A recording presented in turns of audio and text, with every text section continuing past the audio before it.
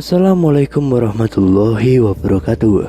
Kembali lagi di channel Nasihat Kehidupan Misteri. Pada video kali ini saya akan membahas tentang pesan terakhir Presiden Soekarno baru terbongkar. Insinyur Soekarno merupakan tokoh perjuangan yang berperan penting dalam memerdekakan bangsa Indonesia dari penjajahan Belanda. Bersama Muhammad Hatta, Soekarno adalah proklamator kemerdekaan Indonesia pada 17 Agustus 1945. Begitu pentingnya kedua tokoh bangsa ini. Namun, kisah Soekarno-Hatta di penghujung hayatnya tidak seindah jasa-jasanya untuk kemerdekaan Indonesia. Rumah Sakit Pusat Angkatan Darat (RSPAD) Gatot Subroto menjadi saksi bisu detik-detik terakhir kehidupan sang proklamator. Sang proklamator yang biasa dipanggil Bung Karno wafat tanpa penghargaan dan penghormatan dari bangsanya. Bertahun-tahun sebelum itu, saat Jenderal Soeharto menahannya di Wisma Yaso, Soekarno diasingkan dari rakyat yang dicintainya. Bahkan keluarganya pun dipersulit untuk menjenguknya. Soekarno wafat di ruangan perawatan RSPAD Gatot Subroto pada Minggu 21 Juni tahun 1970 pukul 7:17 waktu Indonesia bagian Barat. Ia mengidap komplikasi ginjal, gagal jantung, sesak napas, dan rematik. Sebelumnya Bung Karno dikucilkan dan dilarang menginjakkan kaki di Jakarta. Soekarno tinggal di Istana Bogor kemudian pindah ke Istana Batu Tulis.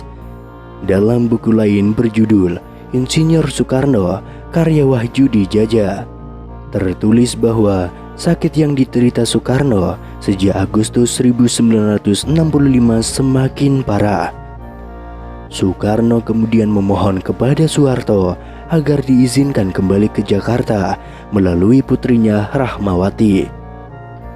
Setelah mendapat izin dari Soeharto, Bung Karno akhirnya pindah ke Wisma Yaso atau sekarang Museum Satria Mandala dengan status tahanan.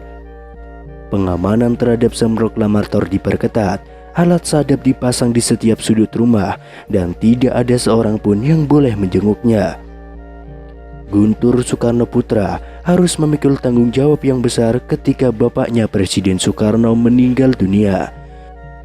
Guntur Soekarno Putra tidak saja harus menjadi peran ayah bagi adik-adiknya, tetapi juga siap menjalankan peran sebagai anak Bung Karno tertua. Selama menjadi putra Bung Karno, banyak pesan yang telah dibenamkan Bung Karno di otak dan di hati Guntur. Pada buku yang ditulis oleh Guntur, yaitu Bung Karno, Bapakku, Kawanku, Guruku, diceritakan pesan terakhir tentang Bung Karno. Setelah itu, tidak ada pesan lagi hingga ayahnya meninggal dunia pada 21 Juni 1970. Dan berikut ini adalah pesan terakhir Bung Karno kepada Guntur. Engkau adalah anak sulung Putra Fajar, sebab bapakmu dilahirkan pada waktu fajar menyingsing, fajar 6 Juni yang sedang merekah di ujung timur. Dan engkau yang lahir di tahun keberanian juga menjelang fajar, tanggal 3 November. Pada saat itu di mana hegemoni kekuasaan Jepang semakin suram sinarnya. Nak, seperti halnya bapakmu, engkau pun pantas menyambut terbitnya matahari. Jadilah manusia yang pantas menyambut terbitnya matahari. Ingat, yang pantas menyambut terbitnya matahari itu hanya manusia-manusia abdi Tuhan, manusia-manusia yang manfaat. Karena itu jangan cengeng. Buktikan pada setiap orang yang menatapmu bahwa engkau memang pantas menjadi anak sulung Soekarno. Ekspresi sikap Guntur pasca meninggalnya Bung Karno adalah sikap terbaik, termasuk jika ia memilih untuk tidak terjun ke gelanggang politik. Akan tetapi, dengan sikapnya itulah kemudian ia dan adik-adiknya relatif bisa bertahan hidup di rezim Soeharto. Sebuah rezim yang telah menggulingkan bapaknya tidak hanya dilengsarkan dari jabatannya, tetapi juga dikucilkan di Wisma Yaso tanpa bacaan, tanpa teman, tanpa keluarga, dan tanpa semuanya. Soekarno sekarat pada 16 Juli tahun 1970. Ia dilarikan dari Wisma Yaso dan ditempatkan di dalam sepetak kamar dengan penjagaan berlapis di lorong rumah sakit. Kondisi Bung Karno semakin memburuk setiap harinya. Kesadarannya pun ikut menurun. Pada Sabtu 20 Juni 1970 pukul 20.30 waktu Indonesia Barat, Bung Karno mengalami koma. Keesokan harinya, Dr. Mahar Marjono kemudian menghubungi anak-anak sang putra Fajar dan menyuruhnya untuk datang. Di situ tampak Guntur, Megawati, Sukmawati, Guru, dan Rahmawati hadir di rumah sakit pada Minggu 21 Juni 1970 pukul 6.30 waktu Indonesia Barat. Kemudian pukul 7 waktu Indonesia Barat, Dr. Mahar membuka pintu kamar sang proklamator. Anak-anaknya langsung menyerbu masuk ke ruangan perawatan dan memberondong Dr. Mahar dengan pertanyaan-pertanyaan. Namun Dr. Mahar tidak menjawab. Ia hanya menggelengkan kepala. Dan pukul 7.08 waktu Indonesia bagian Barat, petugas kesehatan mulai mencabut selang makanan dan alat bantu pernapasan dari tubuh Soekarno. Anak-anak Soekarno kemudian mengucapkan takbir.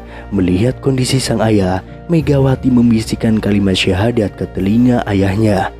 Sebelum kalimat itu selesai, Presiden Soekarno hanya mengucapkan nama sang pencipta. Allah, Allah, bisik Soekarno pelan seiring hembus napas terakhirnya. Hingga kemudian terdengar suara tangisan pecah dari ruangan kamar Soekarno pada pukul 7.17 waktu Indonesia bagian Barat. Sang proklamator telah menghadap sang pencipta dan berakhirlah tugas sebagai penyambung lidah rakyat.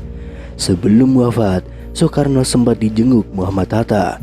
Melihat sahabatnya di rumah sakit, Hatta tampak penuh dengan kesedihan. Soekarno tidak kuasa menahan air mata ketika melihat sahabatnya datang. Ia membalas sapaan sahabatnya dengan bahasa Belanda yang artinya senang bertemu denganmu. Kemudian keduanya saling berjabat tangan dengan erat dan sangat lama. Sambil bergandengan, Soekarno dan Hatta mengenang masa-masa keduanya saat menghadapi kolonialisme. Dan yang paling menyakitkan adalah karena dia benar-benar dijauhkan dari rakyat. Rakyat yang menjadi nyawanya selama ini. Dengan cara itulah, persis seperti yang pernah diutarakan Bung Karno, bahwa Bung Karno akan wafat jika dijauhi dengan rakyatnya.